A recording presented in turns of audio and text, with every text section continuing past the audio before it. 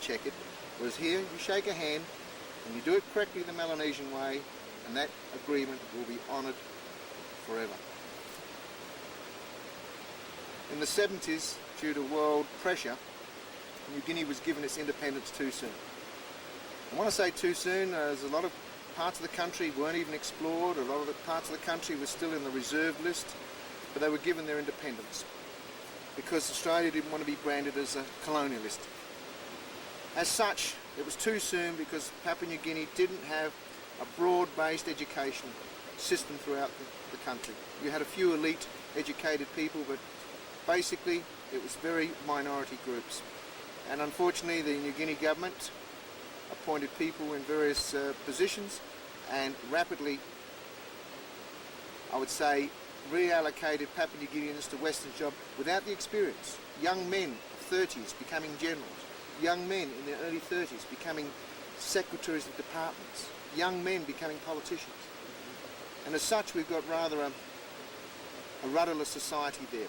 Combine that with 850 language groups and umpteen number of tribal groups that never got on in the first place, it's almost impossible to say there's a nationalistic tendency and there's a nationalistic aim.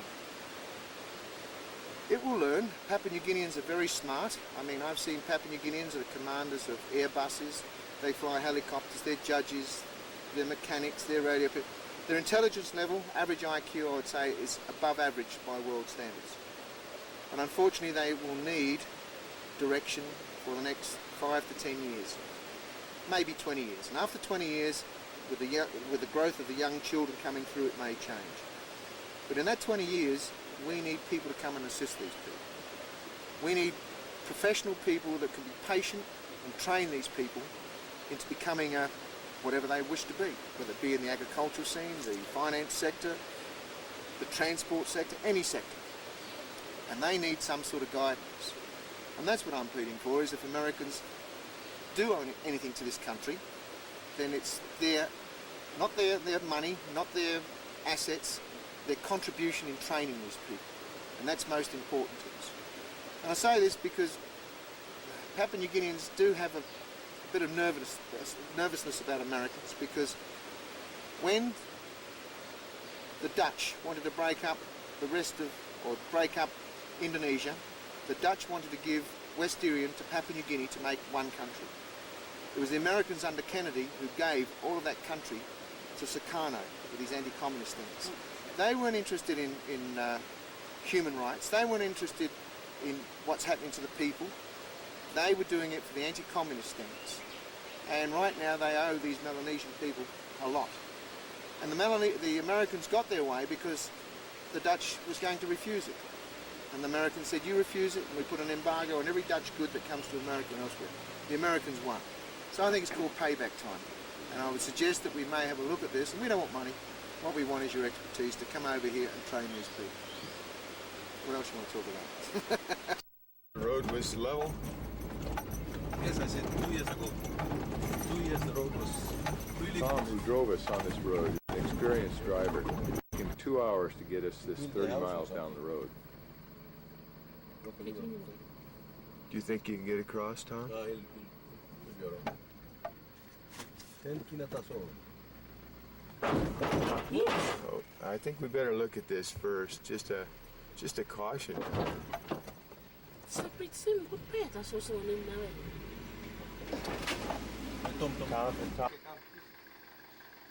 The mud, the missing wood, the risk to life and limb.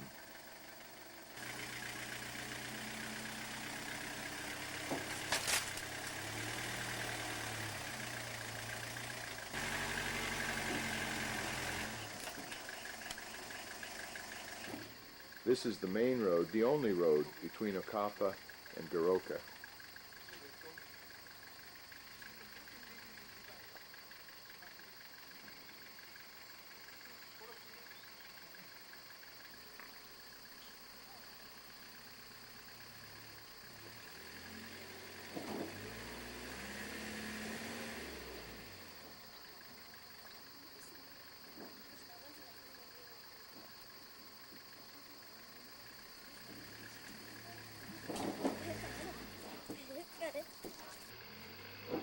I hope this scene never changes.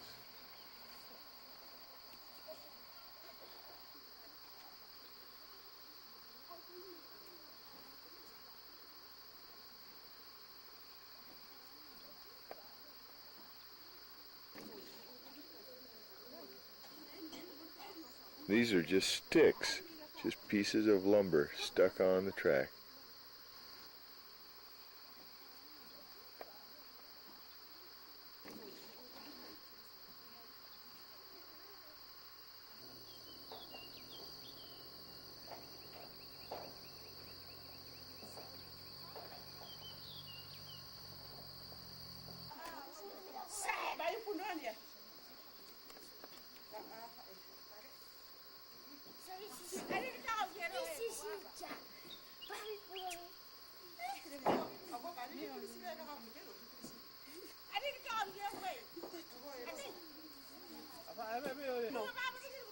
The crossing here seems treacherous no matter how you do it.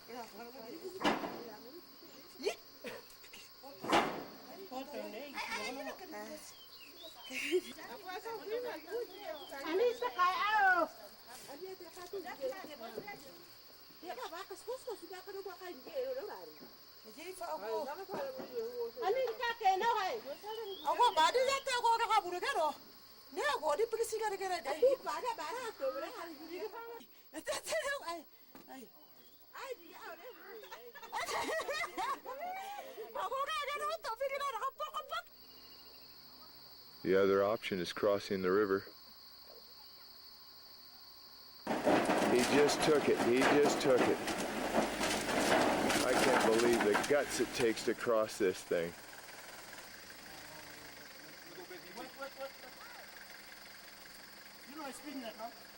When we're through, another truck will try.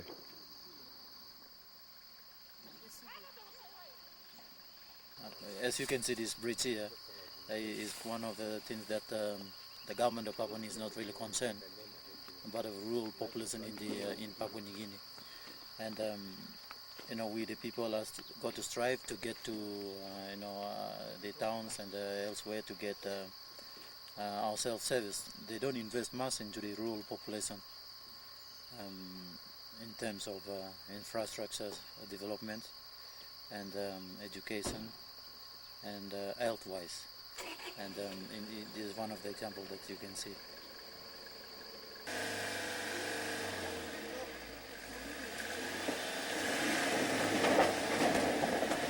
Crossing the bridge this day took well over half an hour.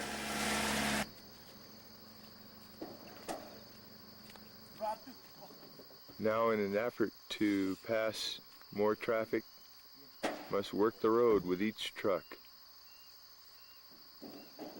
This is the main road that connects the Okopa rural people and the Goroka main town. And this is the only passable, and you can see the evidence. But the outside skirts of it, they're far more west than this one here.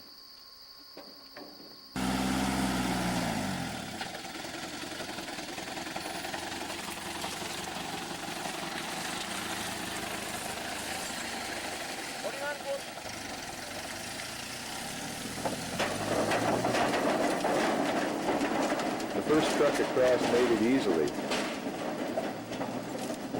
You try that sometime, folks.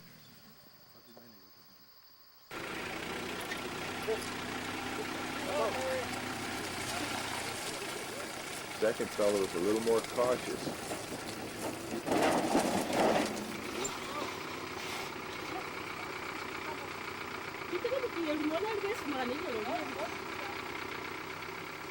It's amazing no one snapped an axle off here.